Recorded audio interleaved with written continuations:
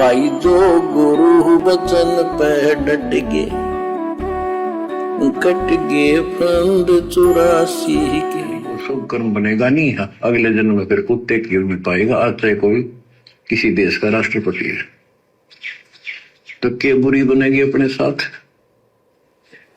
देखो हम धन चाहते हैं, निर्धन के मन में एक तड़प है कि धनवान सुखी।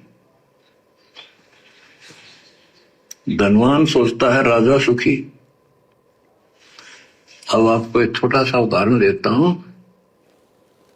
निर्धन क्या सोचता है कि धनवान सुखी होगा, राजा सुखी होगा। भाई और बहनों, हर प्रकार के उदाहरण हमें गुरुदेव ने सत्संगों में दे रखे हैं। अगर हम जरा सा कॉमन सेंस का प्रयोग करें, हम मार नहीं खा पाएंगे। यहां हमने धन की कामना नहीं करनी अपने गुरुदेव से, बिल्कुल भी। जिस हालत में गुरुदेव हमें रख रहे हैं, सहर्ष रहेंगे हम। जिस प्रकार नेकी को पता था कि तेरे बेटे की गर्दन काट दी गई है, उसके बावजूद भी अपने परमात्मा के लिए, अपने गुरुदेव के लिए भंडारा बना रही है, शब्द गा रही है, आंख में आंसू नहीं।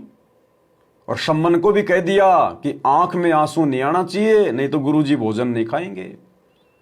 सोचिए, जिसका इकलौता बेटा और अपने बेटे को अपने हाथों से काट के और अपने भगवान के लिए भोजन बना रहे हैं, उनकी महिमा के शब्द गा रहे हैं, सिर्फ इसलिए कि हमारे गुरुदेव को कोई चोट ना पहुंचे, हमारे गुरुदेव को कोई दुख ना पहुंचे, कोई तकलीफ ना पहुंचे। हमने नेकी से शिक्षा लेनी है, सम्मान से शिक्षा लेनी है।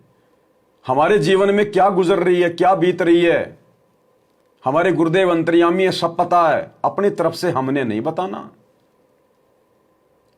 जैसे इन फिल्मों में हम देखा करते थे, किसी का पति एक्सीडेंट हो जाता था, किसी का लड़का एक्सीडेंट हो जाता था, वो औरत दौड़ के मंदिर में जाती थी, सबसे पहले शंकर जी का वो घंटा बजाती थी।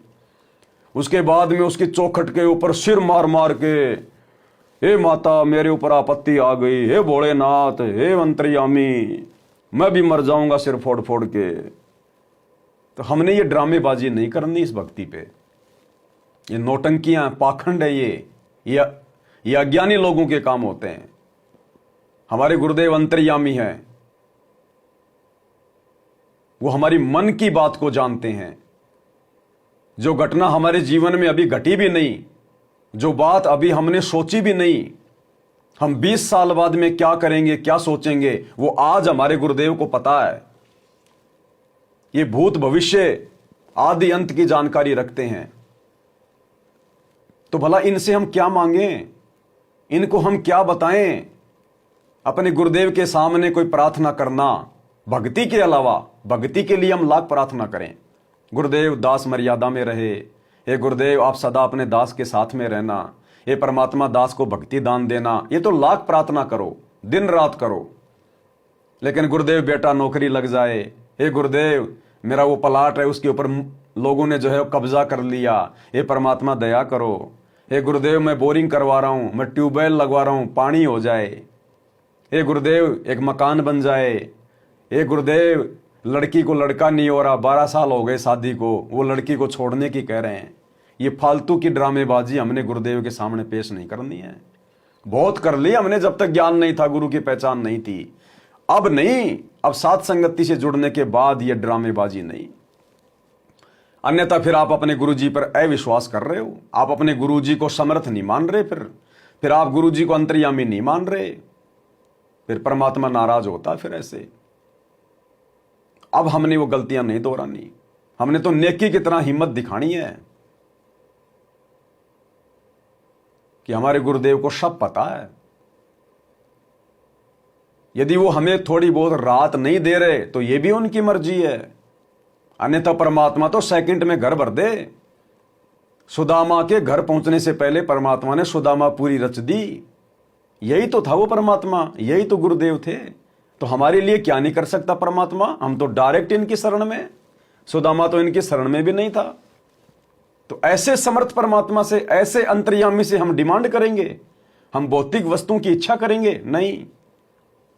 यदि आवश्यकता होगी, परमात्मा समय से पहले वो वस्तु घर में रख देगा समय से पहले, चाहे कुछ भी कारण बने, कहीं से भी धन आए, कुछ भी कर देगा परमात्मा। जिस प्रकार सुदामा के घर में बच्चों के खाने के लिए आटा भी नहीं था, एक रोटी शाम की जो है बची हुई थी, सूखी रोटी, और वो रोटी सुदामा की जो स्त्री थी उसने छुपा के रखी थी कि रोटी एक है और बच्चे 4 हैं, कौन से को दूं, लड़ेंगे आपस में। और वो रोटी के लिए रो रहे थे, झगड़ रहे थे, और सुदामा परमात्मा का भजन कर रहा था। उस गरीबी में भी एकांत में जाके रो रहा था कि परमात्मा, मैंने किसी जन्म में दान धर्म नहीं किया, जिस कारण से आज मैं इतना गरीब हूं। इतने में परमात्मा ने भगत की पुकार सुनी।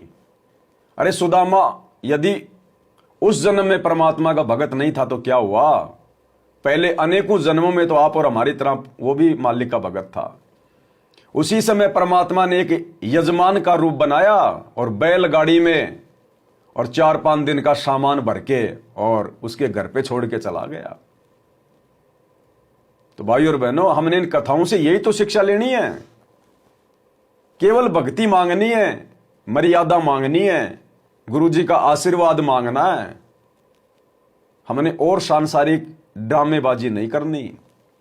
हमने सतलोक आश्रम मैनेजमेंट हरियाणा से जुड़े हुए भगत भाई बहनों की तरह प्रार्थनाओं पे प्रार्थना लगा के हमने अपने गुरुदेव को नाराज नहीं करना।